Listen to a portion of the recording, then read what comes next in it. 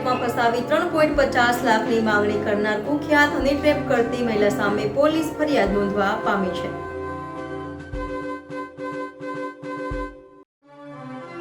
સુરત શહેરના કતારગામ વિસ્તારમાં રહેતા વેપારીને ઠગબાજ યુવતી ભેટી ગઈ હતી।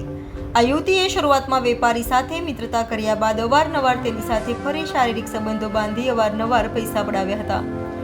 જો કે ત્યારબાદ વેપારીને બ્લેકમેલ કરી તેની સાથે લગ્ન કરવા માટે દબાણ કર્યું હતું।